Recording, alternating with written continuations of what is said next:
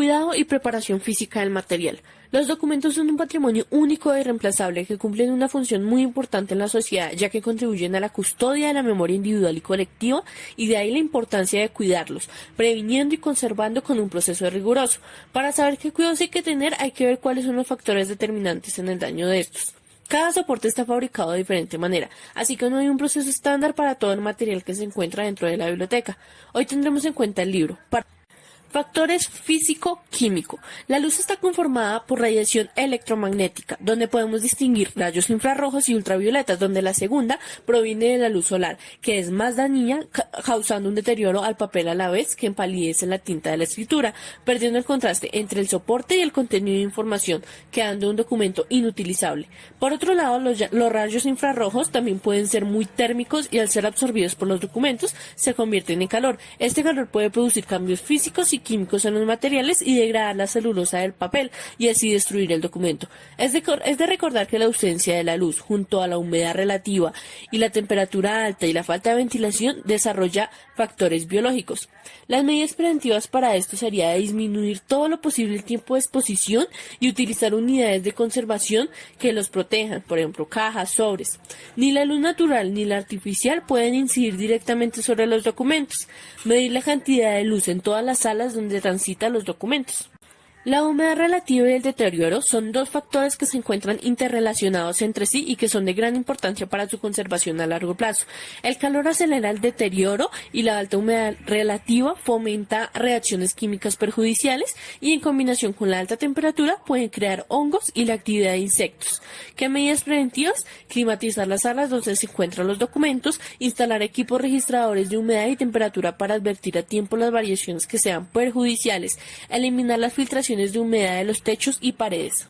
Los contaminantes ambientales son inherentes a la actividad del hombre, proveniente de los carros y fábricas, y el óxido y el dióxido de nitrógeno, proveniente de la combustión de los gases de los vehículos, y que por naturaleza son muy corrosivos, ocasionan daño en la celulosa, y con ello el deterioro del papel, de la misma forma que lo hace el ozono presente en la atmósfera.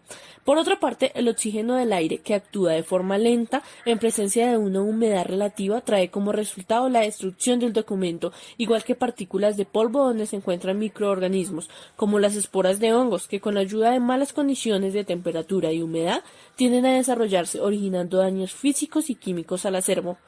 Unas medidas preventivas sería colocar filtros en los conductos del aire acondicionado y realizar limpiezas periódicas de los pisos, documentos, mobiliario, etc. Factores físico-mecánicos. Este factor está determinado por la propia manipulación y el uso al que estén expuestos los documentos en la biblioteca. En este deterioro físico también van a incidir la deficiente instalación, las estanterías en mal estado, los roces, los golpes a las unidades de conservación, por ejemplo las cajas.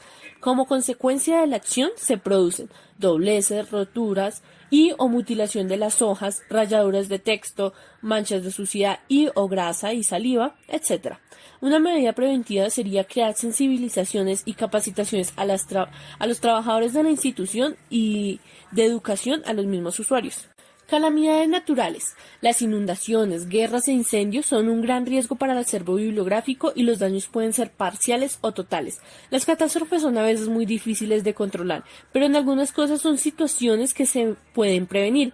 Para que se produzca fuego es necesario la presencia de un material combustible, por ejemplo documentos, madera, un material comburente que alimente la combustión, por ejemplo el oxígeno del aire, y una alta temperatura que dé lugar a la formación de llamas. Un incendio puede provocar la destrucción total o parcial de los documentos, por lo que no basta solo con la existencia de un plan, la identificación de los factores de riesgo y la preparación del personal. Es necesario el equipo apropiado para actuar en caso de que suceda. Las medidas preventivas serían la localización del personal responsabilizado con su implementación, mantener actualizado el inventario de las colecciones, realizar inspecciones periódicas para detectar factores de riesgo. Los agentes biológicos. Estos agentes se dividen en organismos superiores como los micromamíferos, por ejemplo los roedores, y los artrópodos, y los organismos inferiores entre los que se encuentran las bacterias y los hongos.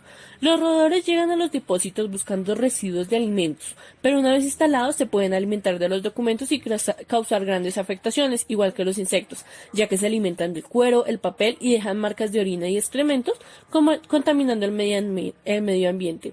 Al ser portadores de bacterias, esporas de hongos perjudiciales para documentos y el hombre. Los microorganismos, como los hongos que atacan el papel, cuero, telas y otros materiales, excretan enzimas y pigmentos que son altamente perjudiciales para los soportes y las personas. Las medidas preventivas serían una limpieza sistemática de las salas y mobiliarios y evitar acumular objetos ajenos a las colecciones en los depósitos. Bueno, a continuación haremos un paso a paso del procedimiento de preparar físicamente un libro. Una vez recibido el material que se encuentra en buen estado, se realiza el sellado de adquisición, que lo vamos a encontrar en la portada y en la última página o el colofón.